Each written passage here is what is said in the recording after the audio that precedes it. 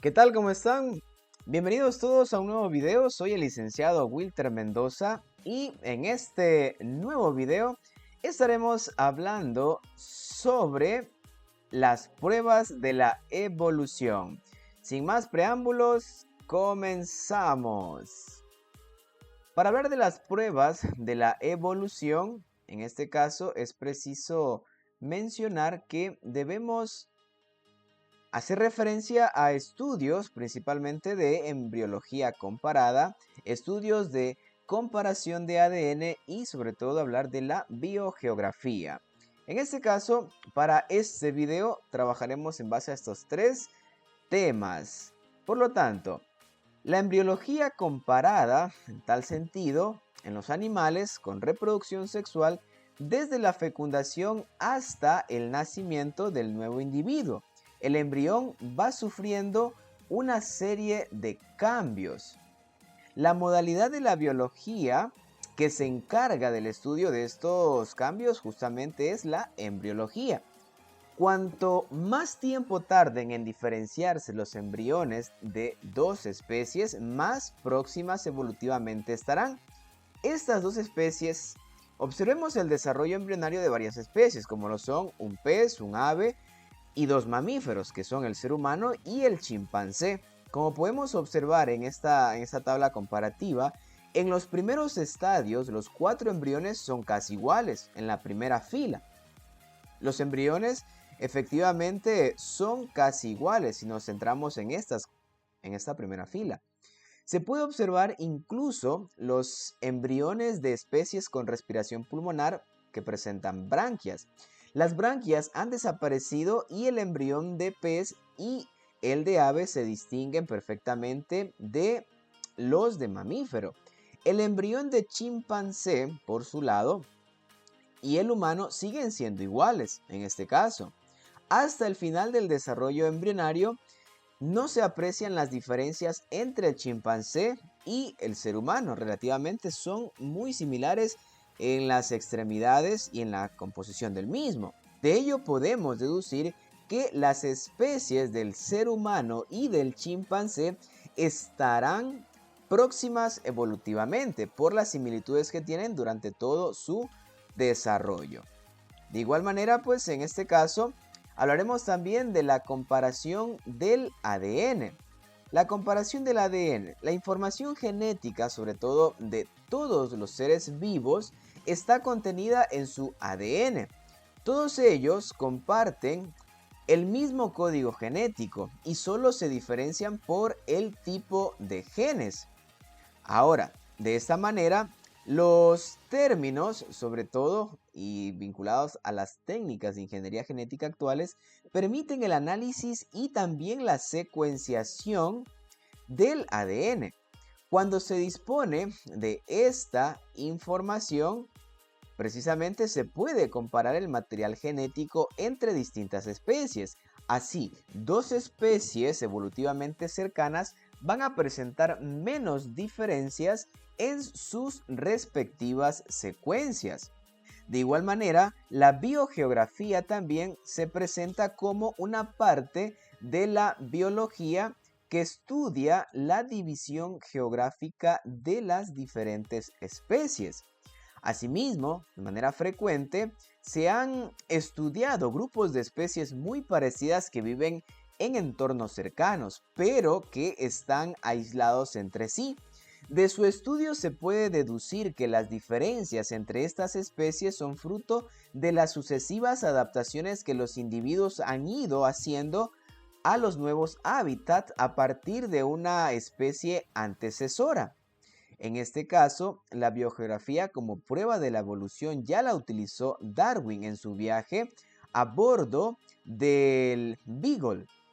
Estudió la distribución de las diferentes especies de pájaros pinzones de las Islas Galápagos y de esta distribución dedujo que los cambios evolutivos se pueden suceder como resultado de la adaptación a cada nuevo ambiente. Es por eso que, por ejemplo, podemos observar las diferencias o la variedad evolutiva, sobre todo que se presenta en los picos de los pinzones de Darwin. Todos pertenecen a, a este mismo grupo. Todos son pinzones, pero se van diferenciando porque han tenido que adaptarse a las condiciones en donde ellos se han desarrollado, y es por eso pues que se presenta esta variación. También hablaremos acerca de la evolución humana. Sí, precisamente respecto a ello, el ser humano actual pertenece a la especie Homo sapiens y forma parte del gran grupo de los primates. Es decir, en este caso, de todos ellos, los más cercanos al ser humano son el orangután, el gorila y el chimpancé, ya que compartimos un antepasado común y una serie de características. Entre esas características hablamos de la capacidad craneal elevada en comparación con su tamaño. Visión en 3 dimensiones. Gran importancia de la visión comparada con otros mamíferos en los que predomina el sentido del olfato. Dedos pulgares oponibles de las 4 extremidades. El ser humano ha perdido esta capacidad en los pulgares de los pies. Tendencia al bipedismo, que solo es completo en el ser humano. Estructura y comportamiento en sociedad complejo. Periodo de cuidado de crías muy prolongado y ausencia de la cola presente en otros tipos de primates. Entonces, estas son las características que nos muestran cercanía en los aspectos morfológicos con los otros primates. La única especie que actualmente existe del género Homo es el Homo sapiens, a la que se ha llegado después de un proceso evolutivo. En tal sentido, hablamos de la hominización. Entre los cambios evolutivos básicos del proceso de hominización destacan la adquisición del bipedismo, el aumento de la capacidad craneal y el desarrollo de la cultura. Y vemos a detalle en primera instancia justamente el bipedismo. En este sentido, el bipedismo es la adquisición de la postura erguida sobre las extremidades posteriores. La anatomía comparada entre el ser humano y el chimpancé nos permitirá conocer los cambios y las ventajas que conlleva el bipedismo. Aquí, como podemos observar justamente respecto a ello, al chimpancé y al ser humano, el peso del cuerpo recae en pies y piernas. Ello comporta un menor gasto energético en los desplazamientos. Entonces, esto también permite sobre todo que se pueda diferenciar que se acortan los dedos de los pies y el pulgar deja de ser oponible. De igual forma, las piernas se alargan y dejan de estar flexionadas. Respecto a las manos, a las extremidades superiores, manos y brazos quedan libres, posibilitando el transporte de alimentos para compartir con las crías. Se alargan los dedos de las manos para facilitar la manipulación y se acortan los brazos. Y respecto a la parte superior, ¿sí? La cabeza se sitúa en la parte superior del eje central del cuerpo. Los bípedos pasan a tener un mayor alcance visual y a conocer mejor su entorno. La unión de la columna al cráneo tiene también lugar en la base de este. Entonces, eso también es una diferencia importante. Respecto a la capacidad craneal, también es preciso mencionar que en la actualidad consideramos relacionados evolutivamente con el Homo sapiens las siguientes especies, como lo son Australopithecus afarensis, Homo habilis, Homo erectus, Homo antecessori y Homo neanderthalensis. Todas ellas están extintas. El proceso de hominización está asociado a un aumento progresivo de la capacidad craneal y claro, de forma paralela y seguramente relacionado con ella observamos también la aparición y evolución de la cultura en el género Homo. Desde un punto de vista biológico, por supuesto, podemos decir que la cultura es el conjunto de prácticas, comportamientos y también sus manifestaciones que son transmitibles por aprendizaje y por tanto independientes de la genética.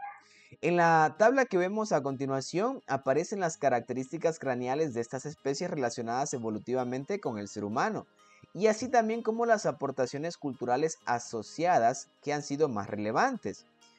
Desde el Australopithecus afarensis, con las características, sobre todo la capacidad craneal, 450 centímetros cúbicos, una cara grande en comparación al cráneo y proyectada hacia adelante. El Homo habilis pues presenta también una capacidad craneal de 645 centímetros cúbicos. La cara es más pequeña respecto al cráneo y menos proyectada hacia adelante. Como aporte cultural se fabricaron utensilios sencillos. El Homo erectus, con una capacidad craneal de 1000 centímetros cúbicos, una cara proyectada hacia adelante y con prominentes arcos sobre los ojos. En el aporte cultural, cierta organización social, una posible práctica de ritos funerarios y, en este caso, ya domina el fuego. El Homo antecesor, una capacidad craneal asimismo de 1000 centímetros cúbicos, una cara similar al Homo erectus, pero con mandíbula más prominente. En el aporte cultural, pues, el uso de utensilios de piedra pulida y práctica de ritos funerarios. El Homo neanderthalensis, también pues una capacidad craneal de 1550 centímetros cúbicos, pero la corteza cerebral está menos desarrollada. La cara vertical con arcos sobre los ojos de menor grosor, como en este caso aportes culturales se hablaba de que decoraba con pinturas rupestres. Y el Homo sapiens, que en este caso una capacidad craneal de 1400 centímetros cúbicos, presenta una cara vertical con arcos sobre los ojos muy delgados.